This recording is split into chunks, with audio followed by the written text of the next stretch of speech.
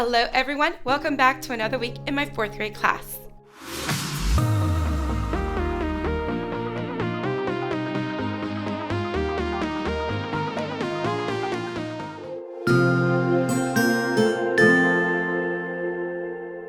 Welcome. If you're new to my channel, my name is Marily Sanchez and I'm a 4th grade teacher in South Florida.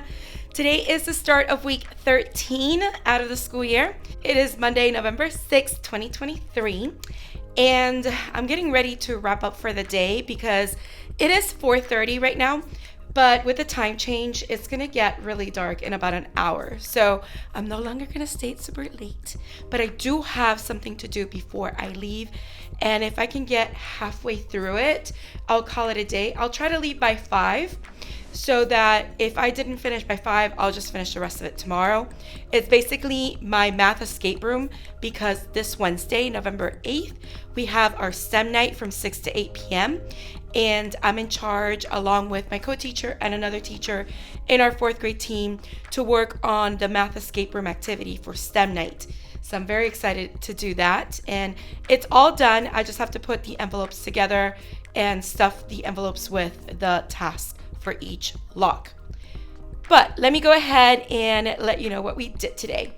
This morning we started with a quick write activity. Students had this slide up on the board and they had 3 options.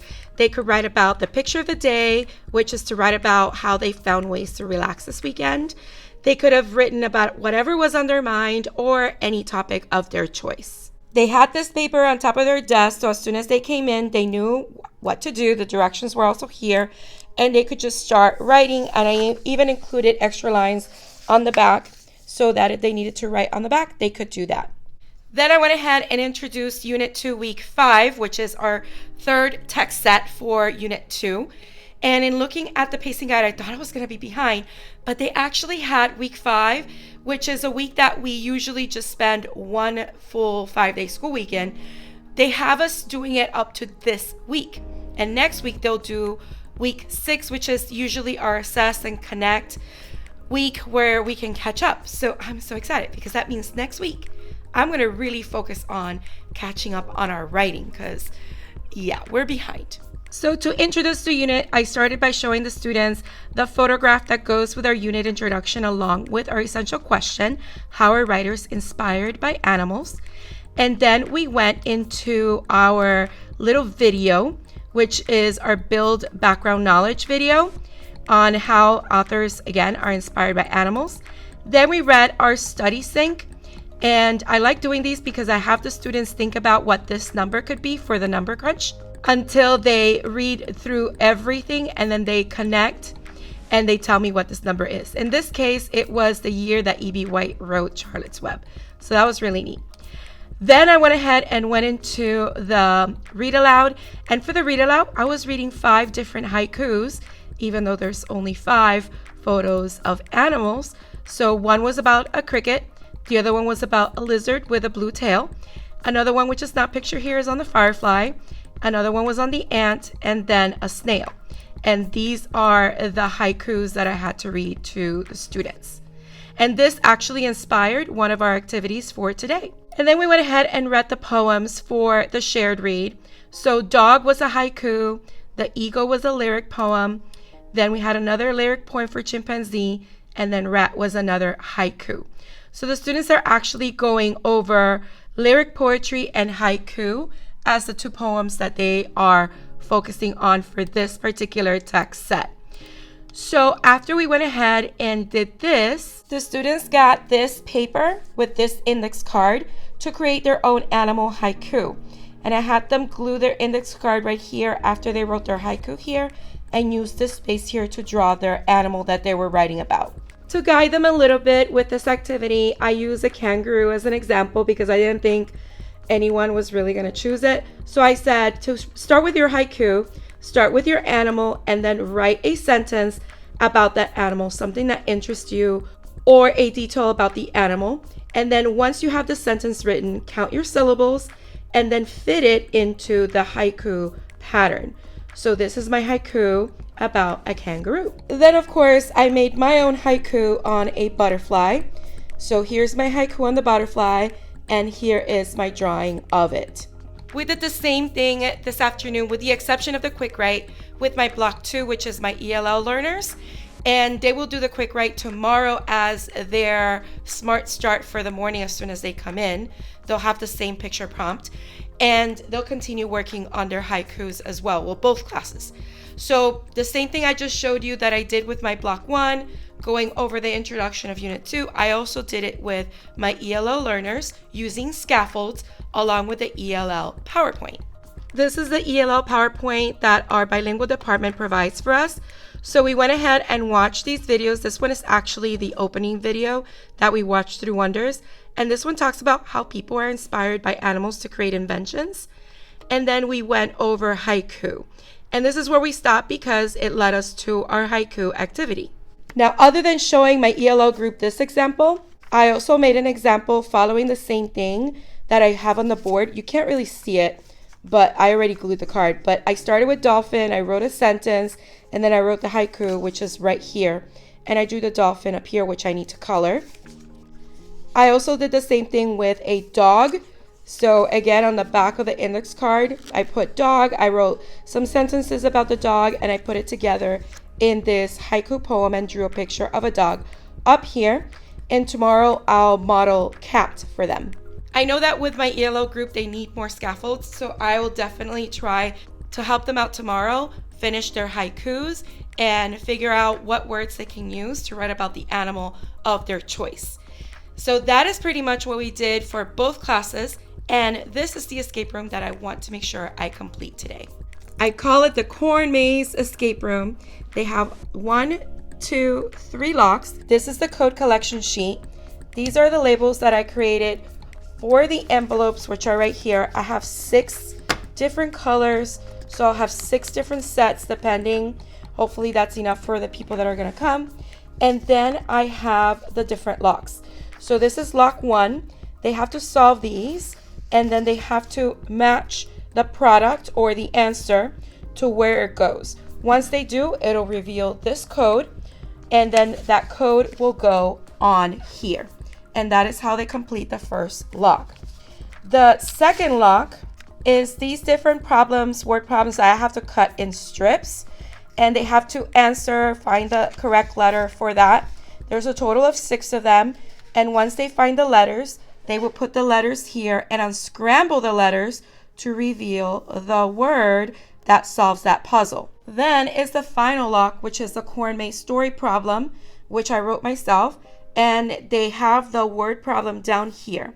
Once they solve it and they figure out the answer, they will use the decoder. So they will write the answer here, which is a 3-digit answer, and use the decoder to figure out what the last code for lock 3 is. So that is the escape room, and that's what I'm going to be working on putting together right now. Let me work on that, and I'll show you my progress by the time it is 5 o'clock.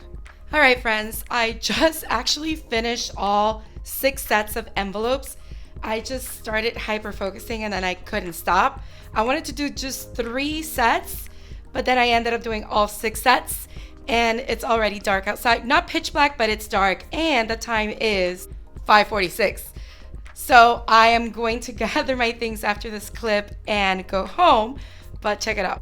These are all the envelopes, all set to go, stuffed with their clues. There's a set of 3, so lock 1, lock 2, and lock 3.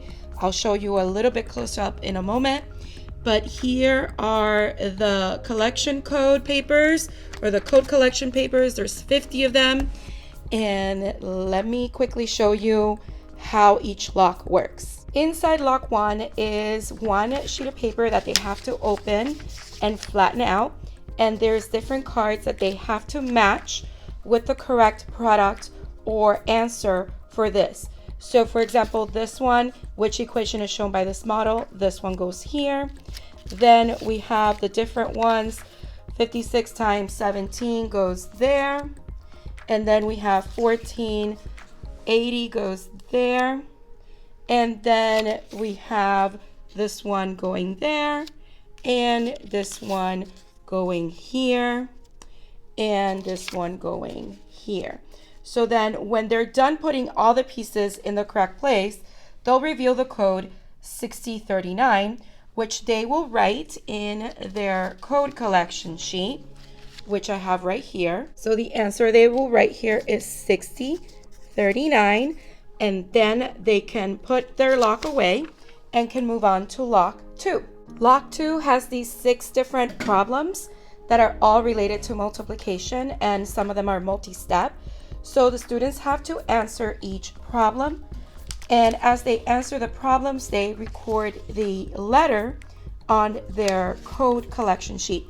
So this one happens to be 351, which is the letter T. So I'm going to write T right here. Then the next one happens to be C. So I'm going to go ahead and write C right here. The next one is A. So again, going back to my code collector sheet, I'm going to put A right there. Then we have F as the next answer, and I record it in whatever order I end up doing each problem, because then I'm going to unscramble those letters. Then for this problem, the answer is R, 432. So I'm going to put R right here. And the last one, the answer happens to be 440, which is the letter O. So I'm going to put that right here. And once I have that, I'm going to work with my team and I can unscramble this, and the answer is factor.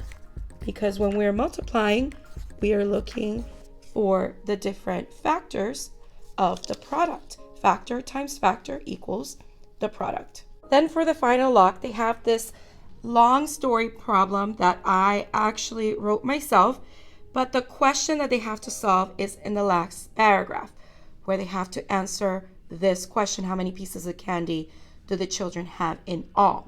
After doing the math, you get the answer 316. And then you use this decoder to figure out the last clue. So 3 is R, 1 is U, and 6 is N, run. And that is the final solution for the last lock. So I hope they'll have a lot of fun doing this activity.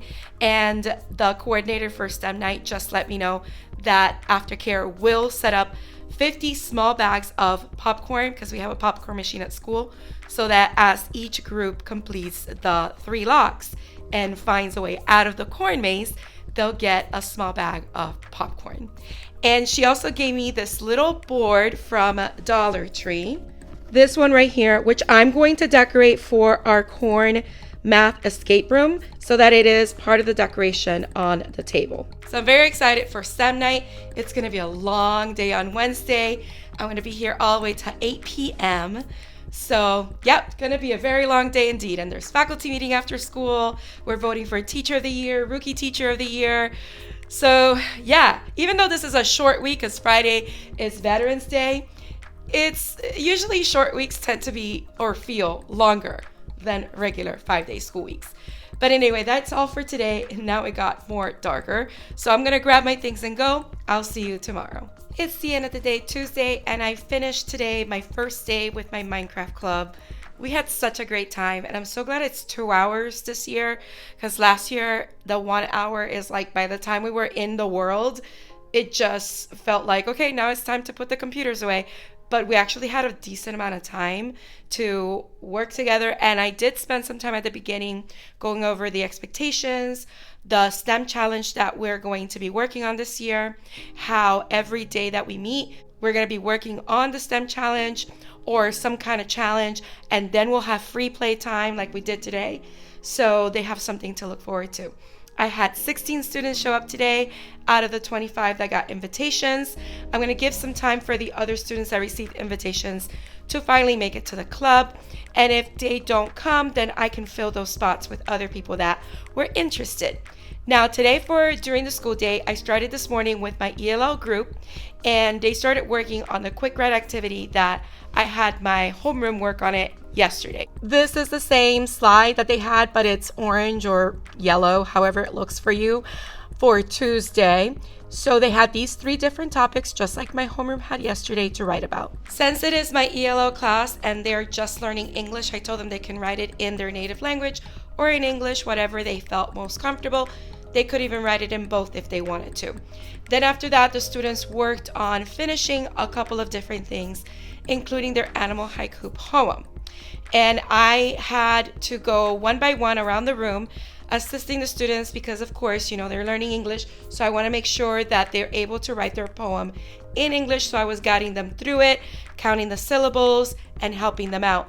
For the most part, I think I got through pretty much everyone. And I still have maybe a few students that I need to get to tomorrow so they can wrap up that activity. As a reminder, this is the one that I completely finished as an example. And then I also created these for the students in my ELL class to see. And today I also created this one about a cat. Then for my homeroom, which I had this afternoon, my block 1, my advanced learners, they went ahead and started working on their animal haiku poem. But first, because they came from lunch, I started with a little guided meditation using Headspace and putting on the board a video from YouTube that just showed waves crashing on a shore. It's an 8-minute video of just that, no background music other than the sound of the waves and the sound that you may hear when you're at the beach. But I did have the Headspace meditation voice over the image that they were watching. So it was a nice 5-minute meditation. And then we continued working on our animal haiku poems. As students finished their animal haiku poems, which I was doing the same thing, going around making sure that they were doing a good job, and if they needed to revise, they would. The students started then working on their Ranita Frog theme activity, which my block 2, my ELL group, had already finished, but my block 1 hadn't started the same day as them. So they were working on finishing that up, and I have a couple of students already finished. So tomorrow, we're going to go ahead and work on some ketchup and pickles so that they can finish some of those unfinished assignments, and we can get going finishing this unit so that they're ready for the test on Thursday. Let me show you my example of the frog so you remember what I was talking about. This is the finished example of the Ranita activity. So in order for students to get to this card, they had to first fill out a theme organizer on the story, finding the clues that led to the theme, and then write the theme on the card, supporting it with those clues and evidence, and then designing their frog, which I can't wait to post in the classroom. So that's basically all that I have to share for today, Tuesday. I didn't have a break today. I just finished getting things ready for tomorrow. My planning time today, we had collaborative meeting. Tomorrow I'm not going to have planning either because after school we have a faculty meeting and then it's STEM night. So at least I'm ready with that, with the envelopes. I haven't done the little science board like I wanted to, but it's already 6:40. So I'm going to get going, and tomorrow is another day. It is Wednesday morning and I'm coming to you because I want to show you first how this board that I'm going to set up for STEM night tonight looks before I do anything to it, and then I'll show you how it looks later. I was also trying to find my board from Minecraft Club, which I had by my desk, and all of a sudden I can't find it because they returned it to me and it's nowhere to be found, which I found very, very peculiar. But anyway, my board is ready to go for this morning with the ketchup and pickles slide, and I wanted to show you this. So there is our ketchup and pickles slide, and this is the board right here. It's just one of those Dollar Tree boards, science boards that you get from Dollar Tree for $1.25. And I have these different tapes here to make a border around. I might just use this duct tape to go all the way around and use maybe these two to create a little bit more of an accent border, kind of like candy corn, since this is a corn maze escape room. So I will show you that a little bit later today. I don't have planning today. I have a faculty meeting right after school, and then hopefully I have some time to finish up the board before STEM night tonight that starts at 6 p.m. And yeah, I will catch up with you later. Hello everyone. I wasn't able to check in with you anytime today after I last checked in because it was an ongoing day. Don't have planning today, and then after school we had a very long faculty meeting, then I had an online doctor's appointment, and then I had to get ready for STEM night. But I did want to show you a clip from STEM night and our board that I finished decorating, so I was able to put it all together, and it was a huge success. We had so many people working out the escape room. It was ongoing. I've been up for 2 whole hours straight. It's already close to 8:15, and yes, I'm tired. What did we do today? Block 1 started with me this morning. They were working on ketchup and pickles, and then we read the anchor text poems. And while we were reading those, we were completing a character perspective chart that I'll show you tomorrow because I'm tired and I want to go. And my block 2, they were working on ketchup and pickles as well, finishing their animal haiku, which I had to give them one-on-one feedback. Anyway, that is all for today, Wednesday. I know it's a short little update, but tomorrow I'll tell you a little bit more about that character perspective chart. See you tomorrow. We've made it to the end of the day, Thursday, therefore the end of this week 13, I believe. But I wanted to show you the character perspective chart that I mentioned yesterday when I just finished that. Quick little clip after STEM night because it was a very long night. My legs were hurting, my feet were hurting. So I want to show you that right now, and then I want to let you know what we ended up doing today, Thursday. Here is the character perspective chart. So these are the 4 poems that we read, and the students needed to figure out who the speaker was, how they knew, the topic of the poem, and what was the speaker's perspective using details from the poems to support their response. Once they did that, they went to the back and they used that information to then respond to the question, how did the speakers of each poem show their perspective? So they are working on this. They're not done yet, but I did include some sentence stems so that they can use it in their response. So they're basically going to talk about the different poems and how each speaker showed their perspective, and they're going to use the information they put here to do that. So these are the poems that they read: The Sandpiper, Bat, Grasshopper Springs, and Fireflies at Dusk. So these 2, of course, were haikus, and the first 2 were lyric poems, since they have words that rhyme and they express how the reader feels about that topic. Now with the Sandpiper, what I did end up doing today was there's a Pixar short called Piper, which is about a baby sandpiper and its mother, and I showed that to the students. This is that Pixar short right here. I'm not sure if they have it on YouTube, but this is on Disney Plus. So that was the little character perspective chart that I wanted to show you. Obviously, they're going to finish it next week when I return, because Monday I won't be in the classroom with my students since I'm going to a writing training for the district. And I need to gather all that knowledge and share it with my team when I return. So I will show you what my subplans are for Monday. But what did we do today? So this morning I started with my ELL group, and they started working on a Smart Start activity that took them to practice some phonics using suffixes. So students had these words that they needed to sort into the different suffixes that it used, and then on the back they needed to fill in the ending or the suffix that completed the word. After that, it was time for their assessment for this unit, which they had to work on this poem called Trouble, which is the name of the dog. And after they went over the poem, they had to answer the questions, which they did on their own, which include this question on assonance. And I love how they include different aids for them to remember what that is. A question on perspective and finding the evidence that supports that perspective. A question on simile, a question on perspective again, and another question on simile, which they needed to fill in the blanks using words from the word bank. So that was their scaffolded assessment. With my block 1, which is my advanced group that I had this afternoon today, they were working on their assessment, the same assessment, but on performance matters. Before I did that, I reviewed lyric poem, I reviewed haiku, we read 2 of the paired read poems, or the paired text selection poems, and we went over assonance and what it is. We even did an activity going over assonance and imagery as well. And they still haven't finished their test. A lot of them did finish it, but next week, Tuesday, when I come back, that's when they're gonna work on finishing that assessment.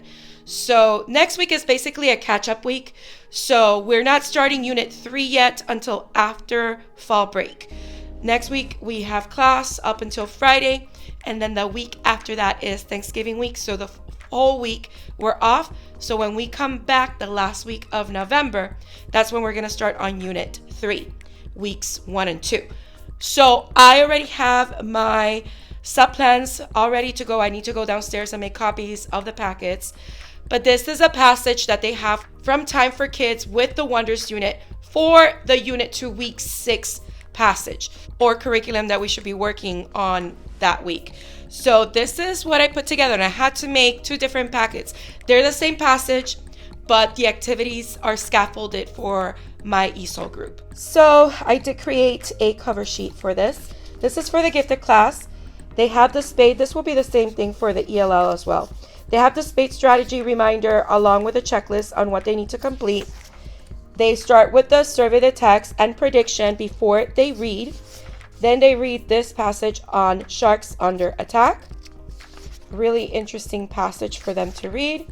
And it has some text features that they should be noticing.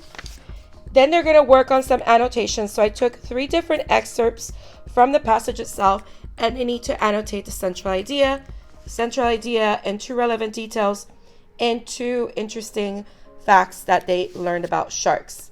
Then they complete a central idea graphic organizer, complete some vocabulary matching, answer some comprehension questions, and complete a writing activity. Now you're going to see the difference when it comes to my ESOL class. So they're going to have the same direction page, but then their survey the text changes. So they write the title and they check off which text features they notice, and they complete the sentence to write their prediction. This pretty much is the same. The only thing I changed was instead of 2 relevant details, they just need to circle 1. And they have the same central idea organizer, same vocabulary matching. And this is where it kind of changes for them too. So the same comprehension questions, but they just have sentences to complete with a word bank. And the same writing activity, but they just have to complete it by filling the blanks. So that is my lesson plan for Monday. And I need to type up the quick description for what the sub needs to do on Monday. I already have a sub. And I also need to finish planning for next week before I leave. So I'm going to go downstairs, make copies of all this, and set it all up on my desk for Monday. All right, finished making all the copies. I had to really beg the copy machine to work because it kept jamming, and I was like, please, I just need to get these copies done, and I got them done. Thank God, even though I had to unjam it 5 times. It is now 6:30. Might as well be 9 o'clock outside because of how dark it is.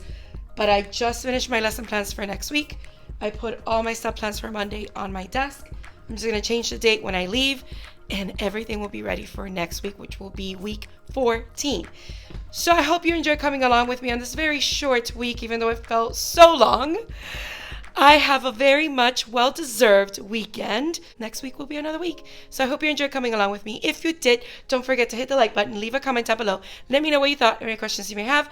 Also, if you haven't subscribed, please consider subscribing and hitting the bell for notifications so you don't miss any future videos. I hope you have a beautiful, magical day, and don't forget to smile. Hello dreamers, wishers, and magical thinkers. Thank you so much for making it to the very end of this video and for showing your support. If you'd like to subscribe, you can do so by clicking on my picture down here. You can also check out my latest videos here and here. Don't forget to believe in the magic that's inside you because you are capable of great things. See you next time.